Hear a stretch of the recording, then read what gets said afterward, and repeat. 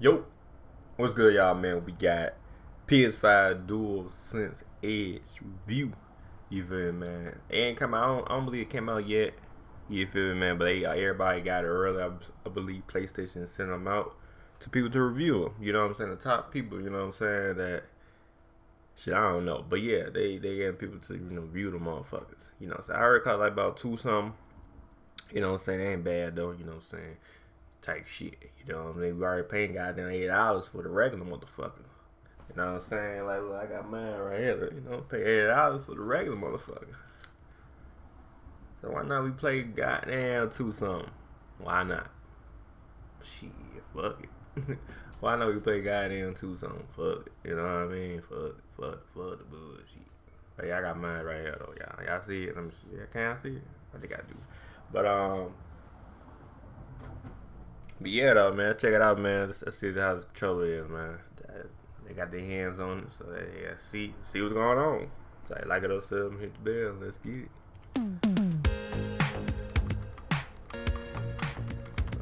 So I already do some crazy shit.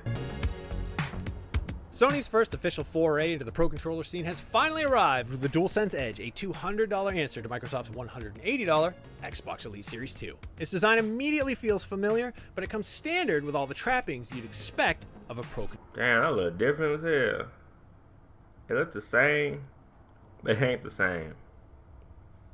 Cause even the trackpad is different. You know what I'm saying? The trackpad was like that?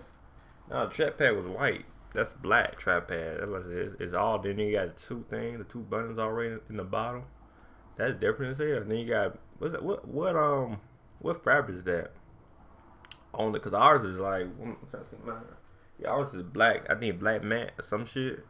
That that got that right there got some gloss to it. By the PlayStation. You know what I mean? So Controller shit. Price interchangeable. See, look, you can change it to RB. Back buttons, adjustable analog sticks, added grips, and customizable profile. It tells right here too. However, what makes it stand out is the deep integration of hardware and software at the system. Yeah, you can change it. You can do everything, and you can use that D-pad to volume your controller too. That's why I was like, oh, I need that motherfucker. If I want to, but I was like, I need that motherfucker. You feel me, man? But yeah, you could use your D-pads to control your volume. When for party chats or game chat, you could, what I mean? You could, type shit. I'm like, damn. Yeah, they did good with this shit.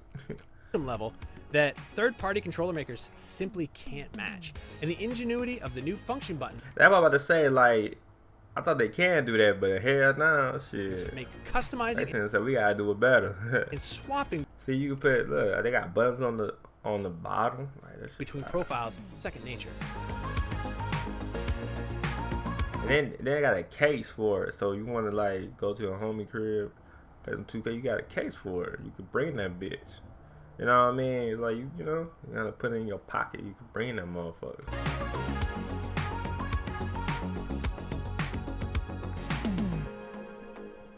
The DualSense Edge's design doesn't deviate much from that of the standard DualSense controller, making the transition from one to another a seamless upgrade with a minimal learning curve. That being said, it's packed with plenty of exciting tech and makes high-end controller features more accessible to the that might cost about $200, yeah, because they got a lot of shit on it, okay. Wider PlayStation. The other one cost about like what, $80, $70. You just got some charges, little type shit, But the other one, that DualSense, you got a lot of shit on that motherfucker. Everything comes neatly packed in a two-toned hard shell case that matches the. Yeah, see, that's the charger right there. See, they got charge now. Can we use that charger for the regular one? I think we can. It's the same controller, but it's a different controller. But you know what I'm trying to say. Okay, Black PS5, and is made from what appears to be the same plastic as the controller itself. Inside, you'll find the DualSense Edge front and center, as well as a small selection of accessories and interchangeable bits. There are two. Oh, yeah, they got a charger, locking your charger, so it won't come out. That shit fine. Different back buttons, a half-dome shaped option and a lever style option, as well as two different convex analog stick heights to replace the default sticks with. Additionally, there's a 9.1 foot long braided USB-C cable, as well as a small plastic mechanism that can. Yep, so you won't fall out, you know what I mean? Be added to the top of the DualSense Edge to lock. ensure the cable doesn't accidentally get pulled out during gameplay. There's even a small flap on the back of the case that allows you to charge the controller while it's inside. The back of the DualSense Edge sports some fancy pro-level features. Both analog triggers feature stop sliders to reduce the travel distance with 3 presets available. You can choose between the full range, medium level range, and a short range for more.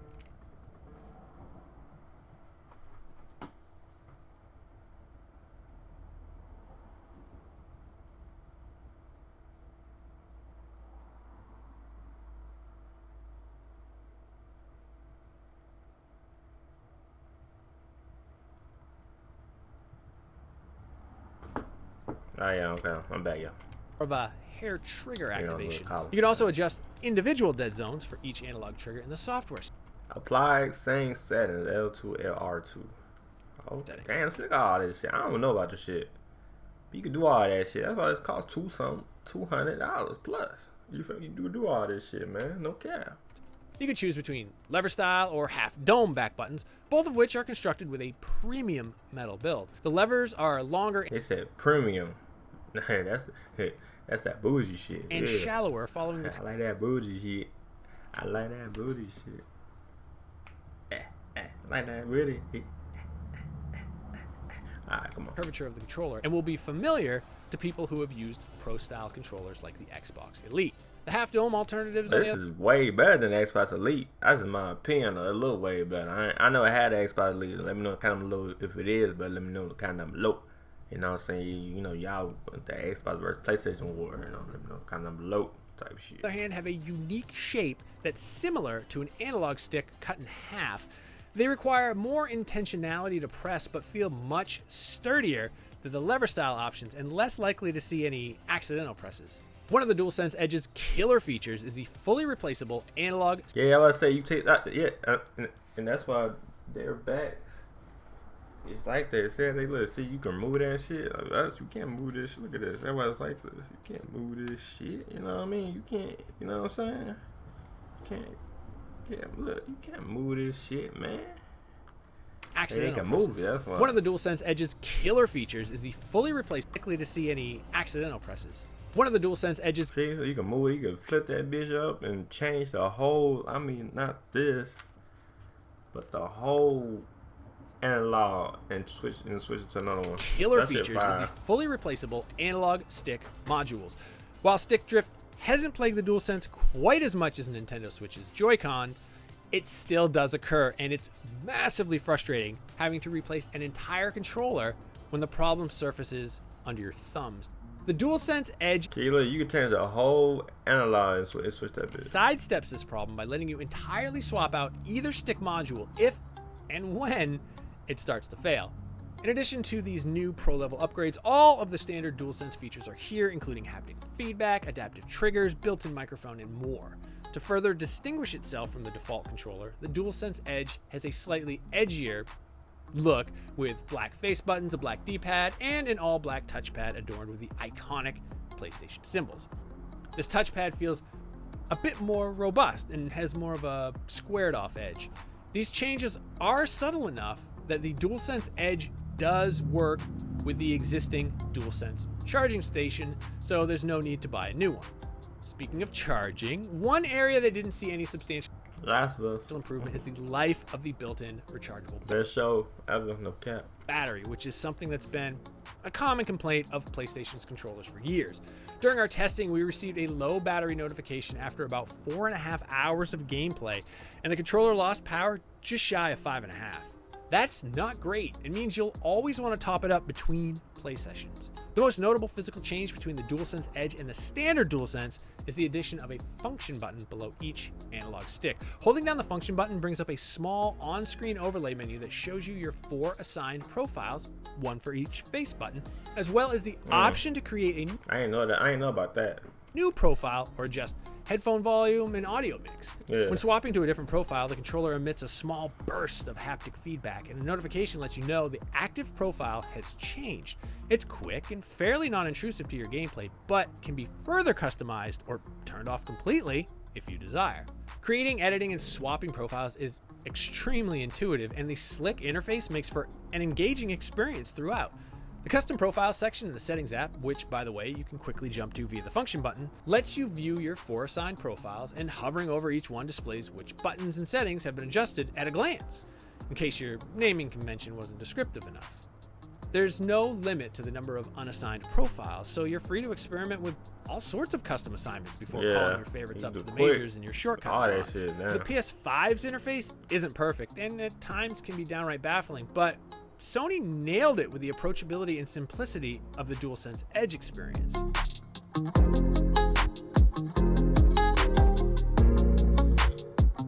At nearly triple the price of the standard DualSense controller, the $200 price tag for the DualSense Edge is a hefty one for most casual players. That being said, there's a ton of fantastic tech packed into a controller that's virtually the same size and shape as the one you're already used to. The function buttons work extremely well to let you quickly create, tweak, and bounce between custom profiles, and the user interface is slick and intuitive. The interchangeable back buttons are comfortable and feel like a natural extension of the controller.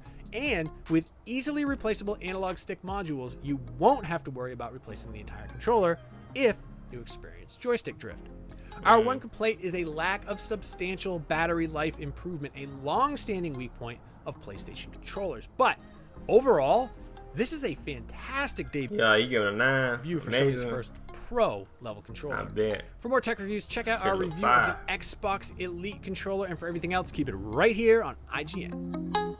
I should have fired though, man. I give it a 10. Shit, boost on over type shit. Hey, leave a like, man. Let me know what y'all think about the DualSense Edge review. Let me know you gonna get it, man. Let me know kind of below. But yeah, I might get it type shit. I ain't really with all that customized, but a little lit though, cause you can change your volume to, you know what I mean, to your depth, you know, your D-pad. So I ain't gonna lie, I might I might E type shit. E type shit. But yeah, like it up, hit the bell, and yeah, alright, peace.